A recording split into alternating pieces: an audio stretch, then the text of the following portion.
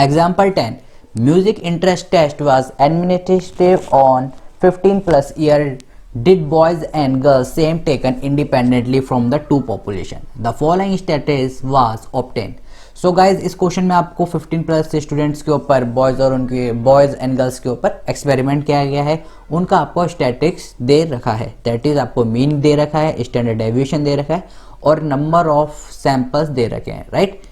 सो इस क्वेश्चन को करने के लिए आपको सबसे पहले जैसे इसमें लिख रखा है दैट इज एच नॉट हमारा क्या होता है, नल हाइपोथेसिस। सो नल हाइपोथेसिस क्या होगा, that mean that there is no significant difference in between the mean of boys and girls, or you can say that there is no significant difference in mean in favor of girls, right।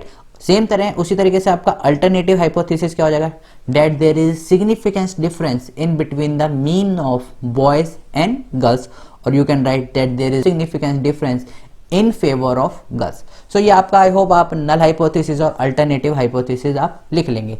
So back to the question, इस question को solve कैसे करना है। तो guys if you remember मैंने आपको एक formula दिया था टी के लिए, that is difference in between mean, और ये डिफरेंस क्या होगा, हमेशा पॉजिटिव होगा, divided by under root of sigma 1 square n1 minus 1 plus sigma 2 square n2 minus 1, this divided by n1 plus n2 minus 2 multiply by n1 plus n2 divided by n1 into n2। So guys इस question को solve करने के लिए आपका ये वाला formula लगेगा। अगर आप गाइज देखेंगे तो हमारे पास वैल्यू सबकी गिवन है, राइट। अगर मैं वैल्यू की बात करता हूँ तो ये मेरा n1 है, ये मेरा n2 है, ये मेरा क्या है सिग्मा 1, ये मेरा क्या है सिग्मा 2, इसकी बात करता हूँ ये मेरा है m1 और ये मेरे पे है m2। तो गाइज आपको पास सारी वैल्यू गिवन है, आपको सिर्फ इस वैल्यू को इन फॉर्मूले में पुट करना है। So let's put their value. So t is equals to m1 minus m2 that is 40.39 minus 35.81 under root of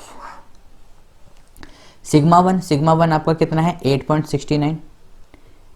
8.69 का whole square, n1 minus 1, n1 की अगर मैं बात करूं तो हमारे पास कितना है 30, that is 30 minus 1 29 plus sigma 2 की बात करूं तो मेरे पे कितना है 8.33 का स्क्वायर, n2 माइनस 1, n2 कितना है आपके पास 25, that is 25 minus 1 24, this divided by n1 plus n2 minus 2, n1 है 30, n2 है 25, that is 30 plus 25 minus 2 multiply by n1 plus n2 that is 30 plus 25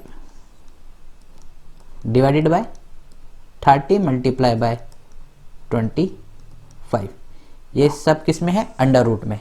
now guys जब आप इसको सॉल्व करोगे तो आपके पास वैल्यू क्या क्या आ जाएंगी, मैं यहाँ पर लिख देता हूँ, आप एक बार कैलकुलेशन करके रीचेक कर लीजिएगा।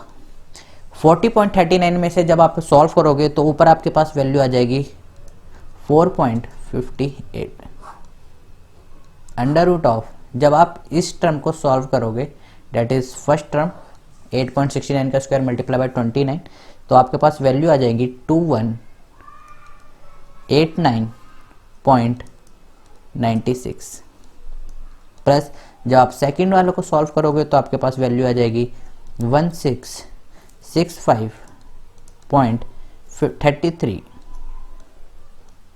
Divided by 53, right. 30 plus 25 55 minus 2 53 multiply by 30 plus 25 55 and 30 multiply by 25 that is 750, right. ये सब किस में है आपके अंडर रूट में है। तो t is equals to 4.58 and जब आप नीचे वालों को सॉल्व करोगे तो आपके पास वैल्यू आ जाएगी 2.30। नाउ जब आप इसको डिवाइड करोगे तो आपके पास t की वैल्यू आ जाएगी 1.99, राइट। नाउ टी की वैल्यू हमने निकालनी है। अब हमें क्या करना था, क्या हमारा क्वेश्चन यहाँ पर खत्म हो गया है? नहीं। वाई? क्योंकि हमें क्या निकालना था, जब हमने आपका नल हाइपोथेसिस और अल्टरनेटिव हाइपोथेसिस लिख रखा होता है, डेट मीन हमें उसे एक्सेप्ट या फिर रिजेक्ट करना है। और एक्सेप्ट या रिजेक्ट करने के लिए हमें क्या चाहिए? Critical value. और क्रिटिकल वैल्यू निकालने के लिए क्या चाहिए हमें? यहाँ पर डिग्री ऑफ फ्रीडम। सो सबसे हम क्या निकालेंगे? Degree of freedom. Degree of freedom क्या होती है आपकी? 2 सैंपल गिवन है, n1 plus n2 minus 2, date is n1 कितना है आपका? n1 है आपका 30, n2 है आपका 25 माइनस 2, डेट इज 53। तो डिग्री ऑफ फ्रीडम हमें किस पे देखनी है? डिग्री ऑफ फ्रीडम हमें देखनी होगी 53 पर। So let's see the tea table. Now हमें वैल्यू किस पे देखनी थी? 53 पर। अगर आप देखोगे गाइस 53 50 के नियर अबाउट है। वैल्यू हम अगर 0.05 पे देखते हैं तो 2.01 आ रही है, और अगर हम वैल्यू देखते हैं 0.01 पर तो हमारी कितनी आ रही है? 2.68। So let's get back to the question.